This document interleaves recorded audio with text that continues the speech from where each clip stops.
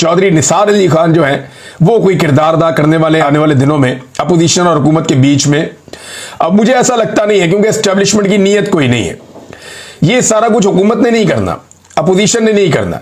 ये एस्टेब्लिशमेंट पे जब दबाव आएगा, जब एस्टेब्लिशमेंट दबाव महसूस करेगी, जब एस्टेब्लिशमेंट अवाम के नरगे में आएगी और अवाम के काबू में आएगी, और एस्टेब्लिशमेंट, आप जितनी मर्जी गालियां दें सियासतदानों को कोई फर्क नहीं पड़ेगा।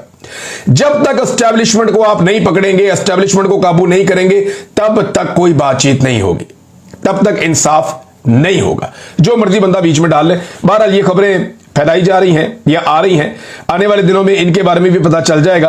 ख्वाजा आसिफ साहब जनाब रोजाना की बुनियाद पे बयानियां वाड़ के रख देते हैं, जो डीजीआई एसपीआर बेचारे बड़ी मुश्किल से बनाते हैं कि जनाब हमारा सियासत में ताल्लुक नहीं है। ख्वाजा आसिफ कहते हैं नहीं नहीं, सियासत तो कर ही ये रहे हैं, मुल्क को कंट्रोल भी यही कर रहे हैं। यहाँ पे हाइब्रिड निजाम जो है वो एक पूरा का पूरा लगा हुआ है। क्या खैबर पख्तूनख्वा हुकूमत खतरे में? ये एक बड़ा सवाल है, आजकल उठाया जा रहा है।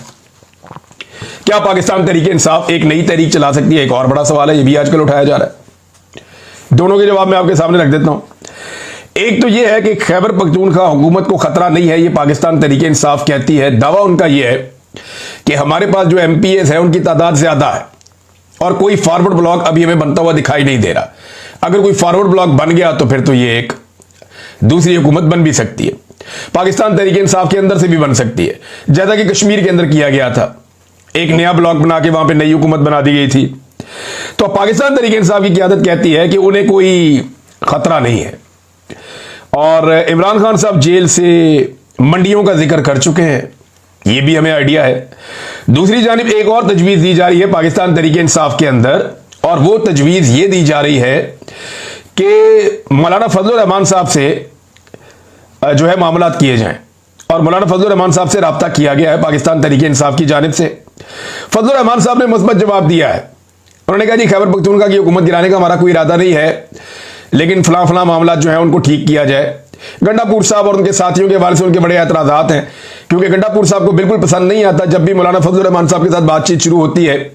वो ये समझते हैं कि अगर मौलाना फजलुर रहमान रेलिवेंट हो गए तो गंडापुर खानदान की सियासत इररेलिवेंट हो जाएगी। वजह यह है कि डेरा इस्माइल खान में गंडापुर खानदान जो है वो सियासत करता है, और इसी तरह डेरा इस्माइल खान में मौलाना फजलुर रहमान साहब का खानदान भी सियासत करता है। तो उनकी रेलिवेंसी बढ़ जाती है, तो गंडापुर खानदान के लिए प्रॉब्लम होती है। तो उनका हल्के की सियासत का मामला है, वो बड़े जो है वो कैनवस के ऊपर नहीं देख रहे इस मामले को। और जब हल्के का मामला होता है तो यही होता है। अभी चौधरी निसार से मुलाकात की है ना शहबाज शरीफ ने, तो वहां से जो नून लीग वाला फॉर्म 47 पे जितवाया हुआ है वो मुतहरिक हो गया। उसने इंटरव्यू देना शुरू कर दिए कि जनाब ये कैसे हो सकता है, चौधरी निसार ने नवाज शरीफ को ये कहा हुआ है, वो कहा हुआ है। तो हल्के की सियासत, जैसे कि आपको इख्तियार वली वाला मामला याद होगा, जब परवेज खटक को बनाया गया तो उसने रोला डाल दिया था